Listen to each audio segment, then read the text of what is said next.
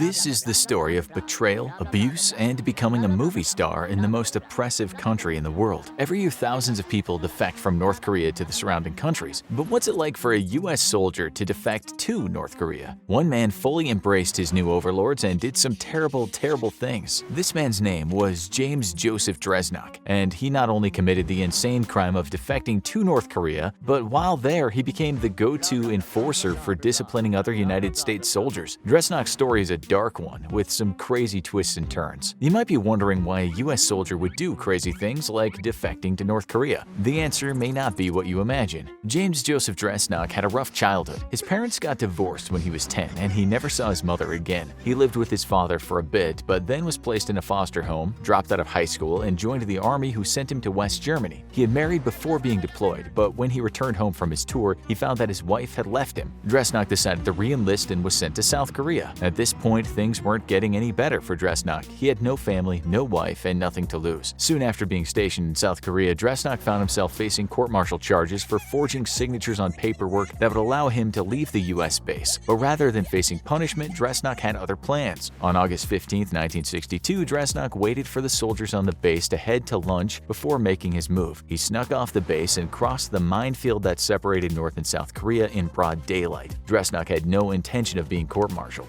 The North Korean soldiers on the other side of the DMZ weren't exactly welcoming at first. To be fair, they probably didn't trust any Americans, even if they were defecting. Dresnok was taken to Pyongyang, where he was interrogated. Many years later, Dresnok recounted this defection and explained why he did it. He said, "I was fed up with my childhood, my marriage, my military life, everything. I was finished. There was only one place to go. That place was North Korea. And once he was there, things got really crazy." Soon after entering the country, Dresnok met another United States soldier who had defected to North Korea, named Larry Allen Abshir. A few other US soldiers would join them later on, but unlike the others, Dresnok seemed to eventually fully embrace his new home. One of the main jobs that defectors had in North Korea was acting in the film industry. That might seem unbelievable, but the US soldiers did not just play any role, they were always the villains. In North Korean films, the bad guys are almost always Americans, because in reality, every North Korean movie is propaganda. Some of the movies that the defectors starred in were even directed by Kim Jong-il himself. The leadership seized the opportunity to use US defectors in their films to further ingrain the hatred of the enemy in the citizens of the country. However, this also led to Dresnok becoming a movie star. It was his role in a film called Unsung Heroes, where he played an American villain named Arthur Cockstud, that gained him fame in North Korea. After the film aired, people on the streets of Pyongyang would affectionately call him Arthur after his character in the movie. His character's name became more commonly used than his actual name. But it wasn't just the life of an actor that Dresnok lived. He had other responsibilities as well. He would appear on magazine covers and use the loudspeaker on the border of the DMZ to try to persuade more US troops to defect to North Korea, where life was much better. It was not all fun and games, though. It was reported that all of the US soldiers who defected tried to seek asylum at the Soviet embassy, but were turned away and immediately given back to the North Korean authorities. This would suggest that Dresnok and the other defectors were not completely happy with their decision to live in North Korea. Dresnok was recruited by Kim Jong-il himself to help translate American movies into North Korean subtitles so that he could watch them. The American also taught English at the college level and translated writings for North Korean leaders, so it would seem Dresnok was a man of many trades, but all were for the benefit of the North Korean government. Helping and entertaining North Korean leaders were the more mild things that Dresnok did. There was also a much darker side to the life of this defector. Charles Jenkins was one of the other defectors in North Korea with Dresnok. He had crossed the demilitarized zone with an empty M14 during one of his patrols. Jenkins stated he had defected because of his fear of being sent to Vietnam as the war there began to escalate. Like Dresnok, Jenkins was put into propaganda films. He even played a character named Dr. Kelton alongside Dresnok in Unsung Heroes. In the film, Jenkins was an evil US businessman who was trying to keep America at war so he can make massive amounts of money off his arms manufacturing business. This was propaganda against the United States and capitalism as a whole. Jenkins' head was shaved and his face was covered with makeup to make him look as villainous as possible. He was forced to appear in other films as well as translate American movies for Kim Jong-il's cinema addiction. But Jenkins got extremely lucky when he married a Japanese woman who had been kidnapped by North Korea and was living there against her will. She was used to teach North Korean spies the Japanese language. In 2004, Japan and North Korea made an agreement that released many Japanese kidnapping victims back to their homeland. Jenkins was sent to Japan with his wife, where he wrote the book The Reluctant Communist: My Desertion, Court-Martial, and 40-Year Imprisonment in North Korea. In it, Jenkins recounts the darker side of James Joseph Dresnok. What he did will make your stomach churn. Dresnok was a bully who would do the bidding of North Korean leaders no matter what the task was. He would often betray the other U.S. soldiers who had defected by telling the North Koreans everything they said, especially if it pertained to escaping or going against their oppressors. But even that wasn't the worst part. Dresnok would also beat up the other U.S. soldiers. He became the go-to punisher for the North Koreans when they needed to instill fear in other Americans. Dresnok denied the allegations when Jenkins' book came out, but of all the defectors, Dresnok seemed to embrace his North Korean home more than the others. This wasn't surprising, as he may have received special treatment for his willingness to cooperate and accept his new rulers. In one of his North Korean propaganda speeches, Dresnok said that during the North Korean famine in the 1990s, he would receive plenty of food even as North Korean citizens all starved around him. Of course, in his message, he blamed the United States and Japanese sanctions for causing so much death and starvation in the country. He ended his speech by stating, "The great leader has given us special solicitude. The government is going to take care of me until my dying day." Whether Dresnok was willing to say these things of his own free will or was forced by the North Korean government, it's unclear. However, it would not be the last time he would praise North Korean leaders. During his time in North Korea, Dresnok was married twice. Each marriage was under questionable circumstances. His first wife was Donia Bombea, who was from Romania. In official North Korean records, it was stated that Bombea worked in the Romanian embassy in Pyongyang, but her family claims that was not the case. According to Bombea's family, she was an art student in Italy when she was abducted and smuggled to North Korea. The abduction may have been a plan by the North Koreans to provide one of the U.S. deserters with a wife so that they could create a more white-looking baby for future propaganda films. When Bombea's family brought the abduction to the attention of the Romanian government, they requested an explanation from North Korea. They never received an answer. Donia Bombea was said to have died from lung cancer, but not before giving birth to 2 sons. It's not entirely clear who Dresnok's next wife was, but it may have been the daughter of a North Korean woman and a Togolese diplomat. Together, they had a son. All of Dresnok's children are still living in North Korea and have been integrated into the society. James Joseph Dresnok died of a stroke in April 2016. He was the last of the United States soldiers still alive who defected to North Korea. In 2006, he recorded an opening to a film in which he said, "I've never regretted coming to the Democratic People's Republic of Korea. I feel at home. I really feel at home. I wouldn't trade it for nothing." You may be wondering who the other defectors were other than James Joseph Dresnok and Charles Jenkins. Less is known about the other 4 soldiers, but some facts have recently surfaced. As we mentioned before, Charles Jenkins was the only one to get out of North Korea, but what about the others? On May 28, 1962, Private Larry Allen Abshir left his post and crossed the minefields into North Korea. He was the first U.S. soldier to defect to North Korea. Abshir had been caught smoking marijuana several times on the base, and instead of facing the consequences, decided to defect. Once in North Korea, like all the other defectors, he was put into the propaganda films. Just after Dresnok defected, a man named Jerry Wayne Parrish crossed the DMZ to North Korea. He was a corporal in the U.S. Army at the time and never gave a clear reason for defecting other than if he returned home, his father-in-law would kill him. Roy Chung defected to North Korea sometime around 1979, but his story is stranger than the others. Chung was stationed in Germany when he disappeared from his unit. However, 3 months after the disappearance, the North Korean government announced over a radio broadcast that the U.S. soldier had defected. He was now happily situated in their country. Chung's parents couldn't believe their son would defect and insisted that he was kidnapped by the North Korean government. In 1982, Private Joseph T. White was the last U.S. soldier known to have defected to North Korea. He seemed to have somewhat of a plan. He shot the lock off a gate at the demilitarized zone using his M16 and then shouted, "I am coming," as he walked across the minefield toward North Korea. When investigators searched White's belongings in the barracks, they found pro-North Korean pamphlets and other propaganda among his stuff. Like all the defectors, White was welcomed by North Korean soldiers who had handcuffed him and shoved him into a bunker. Now check out North Korea versus United States 2021 military-army comparison, or watch What Is It Really Like Living in North Korea?